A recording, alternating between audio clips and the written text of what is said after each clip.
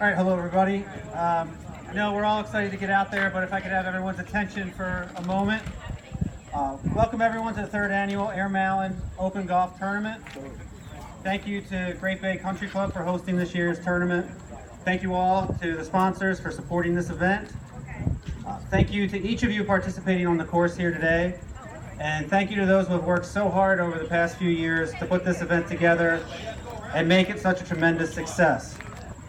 Value your time and commitment to this event, my brother, his family, and the mission of the Alcove. Now, for those of you who don't know me, I'm Al's brother, Michael. And for those of you that do know me, I'm Buddha. How you doing? We are here because, in one way or another, we knew and loved Albert John Mallen Jr. We are here to celebrate, honor his life, and support his two sons, Ryan and Gavin. Those boys are not here with us today. They're at a summer camp with their friends, doing their best to live their lives right now, and I hope they're having a wonderful day.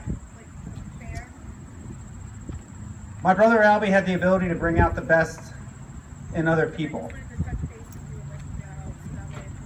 Knowing my brother was an experience unto itself. It was a ride whenever he put you in his spotlight, and he could lift up any of us when we needed it. To put it mildly, he was an enthusiastic communicator.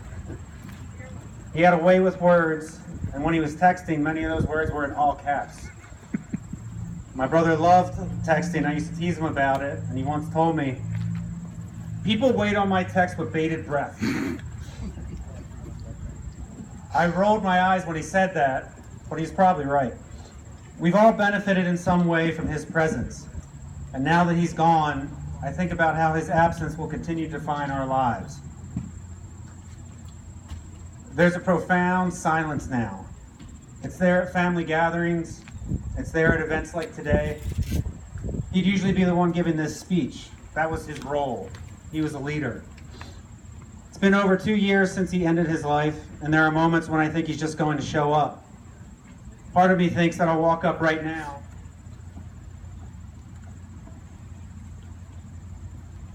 tap me on the shoulder and say, "Buddha, go have a drink, relax.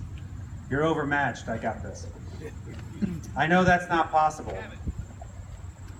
I am angry, I am sad, I am heartbroken. I'm also resilient. If you are here today, then you likely have an Albie-sized hole in your life as well. I'm sorry for your loss. The relationship you had with him was unique and meaningful, and the pain you feel is real. My brother built those relationships by routinely going out of his way to turn just about any occasion into an event. He thrived on gatherings like today and getting people together.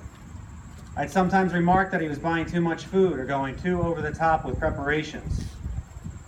He'd get animated and respond, "Everybody's coming." We teased Albie all the time whenever he was preparing his gathering. "Everybody's coming." Well, everybody's here today, and thank you. Because he was right, people showed up. It was always a production for my brother. He could turn just about anything into an event or celebration. And I believe he got this, learned it from our mother, who's here with us today. You're always welcome at 114 Weymouth, where we grew up. Before Albie had a house of his own, the gatherings were in that den on Weymouth Avenue, which became lovingly known as Jurassic Park. I don't recall how many people crammed into the den for the Phillies' '93 playoff run, though I imagine some of you were there.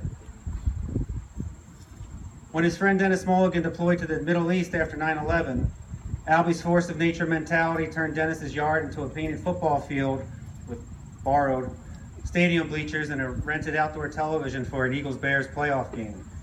When he got his own house, he hosted events for NFL football Sundays and the Masters. He enjoyed golf. He adored Tiger Woods. You might say he was a bit obsessed with Tiger. His kinship with Tiger always made sense to me, though. Albie revered guys like Roger Clemens, Brett Favre, players that carried a chip on their shoulder and tried to outwill opponents.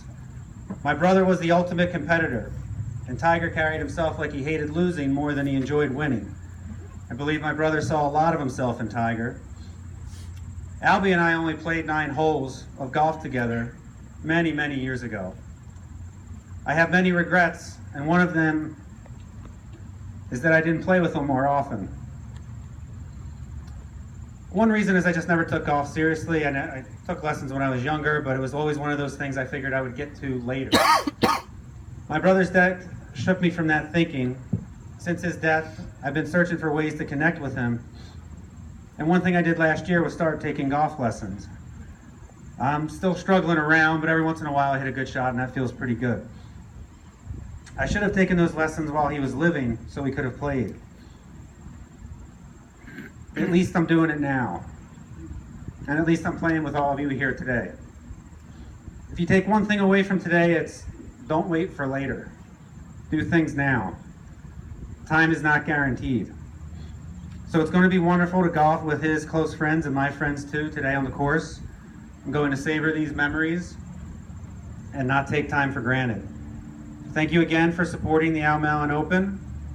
Thank you for taking time to celebrate Albie and celebrate each other. That's what he would do.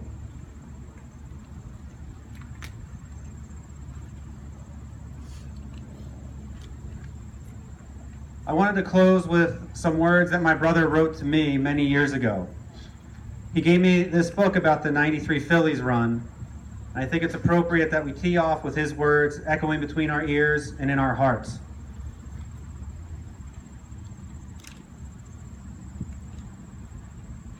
Buddha, memories define us. I will always remember where we were when the Phillies went to the World Series. Jurassic Park, all caps, 3 exclamation points. We've gotten older and our lives are constantly going forward. But you and I both share fond recollections of the days gone by. One day you might need a little pick-me-up, and when that day comes, you can think of the cast of characters that shared that special time in our lives. Too many idiots to name. Put this book in your office and know I'm proud of you. Never forget where we came from. Albie.